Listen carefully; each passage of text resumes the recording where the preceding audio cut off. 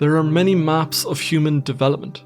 In Thus Spoke Zarathustra, Nietzsche offers us a unique map, a developmental map for the creators of values. This developmental pattern is made up of 3 metamorphoses, from the man into the camel into the lion, and finally from the lion into the child. As we will see, the first of these developmental stages is, at least in nihilistic ages such as our own, relatively common. We can see this metamorphosis into the camel in people who dedicate themselves to a tablet of values, whether that be the dictates of Stoicism, the 12 steps of Alcoholics Anonymous, or the discipline of Buddhism. The latter 2 stages, however, are much rarer. These are reserved for those who transcend the old value systems and who create whole new tablets of values. The first metamorphosis then is into the camel, and here's what Nietzsche has to say about this stage. There is much that is difficult for the spirit, the strong, reverent spirit that would bear much. But the difficult and the most difficult are what its strength demands. What is difficult? Asks the spirit that would bear much, and kneels down like a camel wanting to be well loaded. What is most difficult, O heroes? Asks the spirit that would bear much, that I may take it upon myself and exult in my strength. All these most difficult things the spirit that would bear much takes upon itself.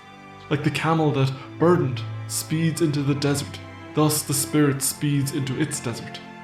This is the metamorphosis of descent. One goes from being human to being a beast of burden.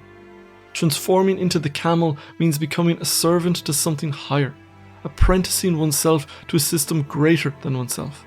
For some, this means becoming a monk in a Zen monastery. For others, it's entering Jungian analysis, and for others again, it may mean a devotion to a code of ethics like Stoicism or Confucianism.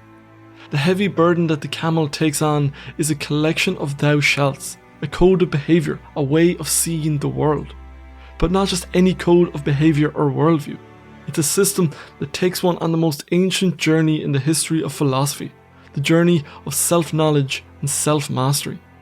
The camel sacrifices their lower urges and desires at the altar of this higher quest. They humble themselves by surrendering their will to this higher system.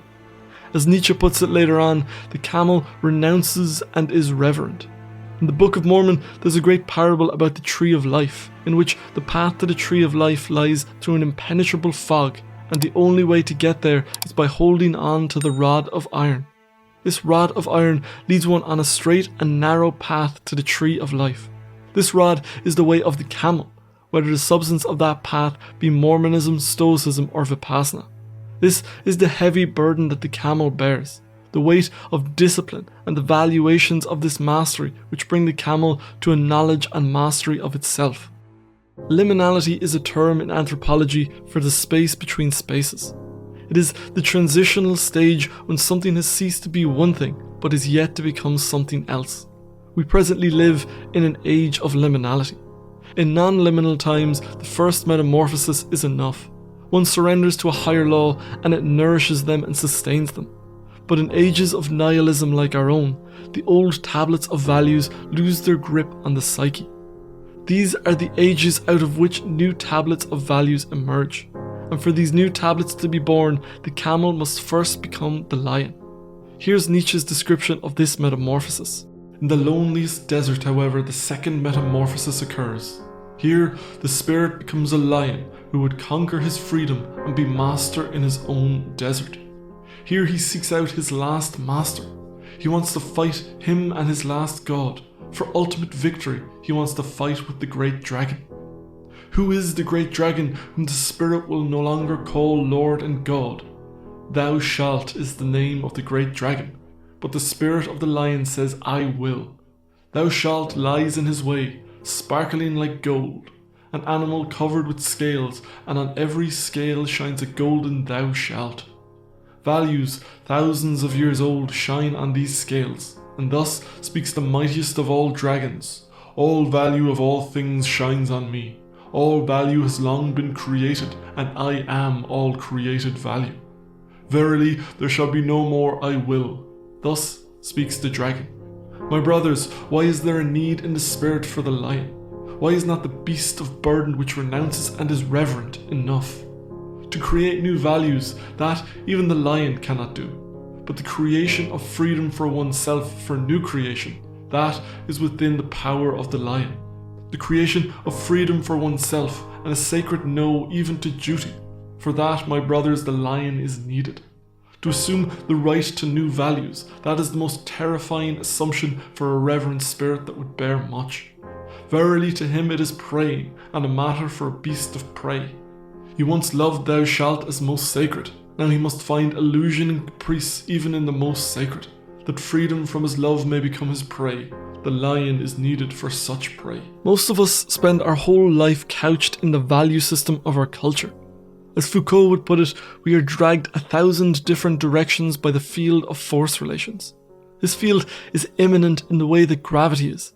There are hidden strings of power shaping the landscape of our experience in ways we might not even be aware of. The Dalai Lama once advised that we should learn the rules so you can break them properly. That is a good bridging idea between the role of the camel and the role of the lion. In Nietzsche's description of the camel stage, there are a couple of terms that recur a number of times: spirit and strengthen. The reason for the camel's trials and tribulations is to make his spirit strong. Thus strengthened, the spirit, now transformed into the lion, is strong enough for the battle of its life. The lion now fights the dragon. In Christian writings, the dragon is usually associated with the devil.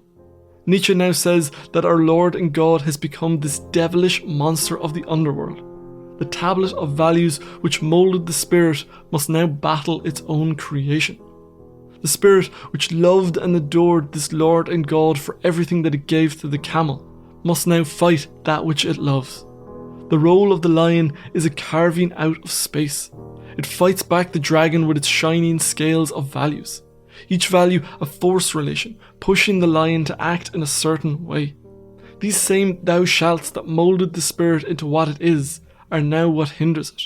As Nietzsche says, the role of the lion isn't to create new values, but to create itself freedom for new creation.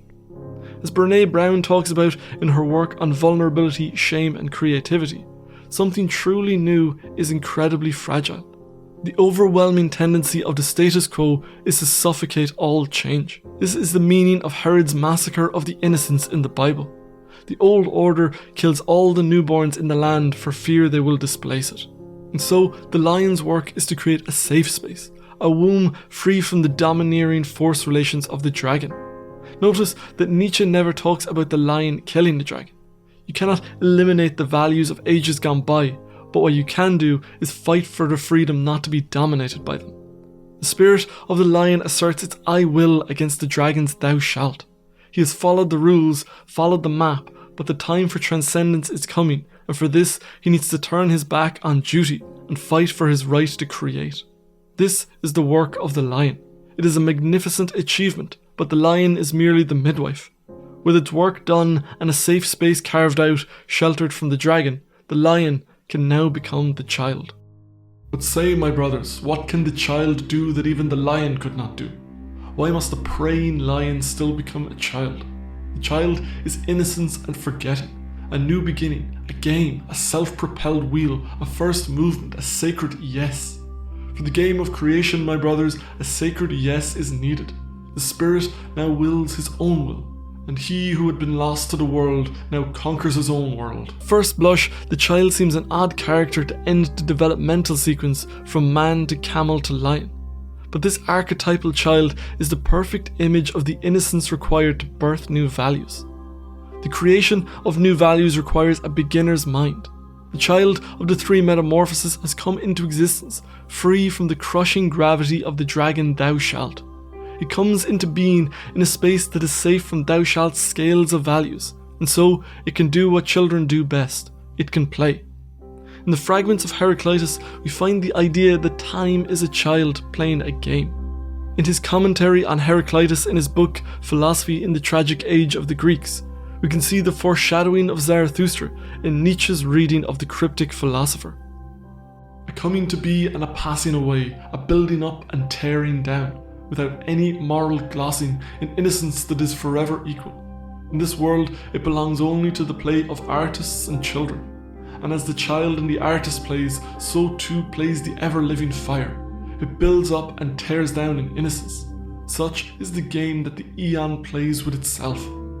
Transforming itself into water and earth, it builds up towers of sand, like a child making sand castles by the sea, heaps it all up and then tips it over. From time to time, it starts the game anew. A moment of satisfaction, then need seizes it, as the need to create seizes the artist. Not hybris, but the ever newly awakening impulse to play calls new worlds into being. For the child, creation is part of its nature, and this creation is innocent.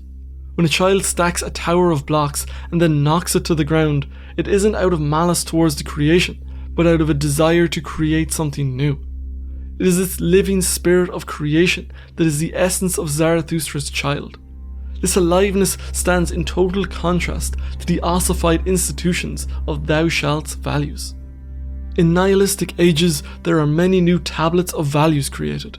In other ages, Buddhism, Christianity, and Stoicism may have been enough to wholly satisfy us, but all of these value systems have to contend with the hollowing out of their archetypal depths in the face of modern science. Buddhism has been stripped back to a mindfulness practice. Stoicism has been denuded of its physics, and Christianity has, for the most part, gone into denial. Following the ethics of Stoicism, Buddhism, or Christianity is satisfying to the rational parts of our minds, but there is a deeper nourishment of the soul that is left hungry by this shallowness. As such, more and more individuals have to make the journey beyond the camel. If the law that the camel submits to no longer nourishes the depths, then the camel must become a lion and the lion the child. To reach this stage is to birth new values out of the collective unconscious. Those who liberate themselves from the dragon don't always become the founders of religions. In the language of the four quadrants, the metamorphosis into the child is a Q1 occurrence.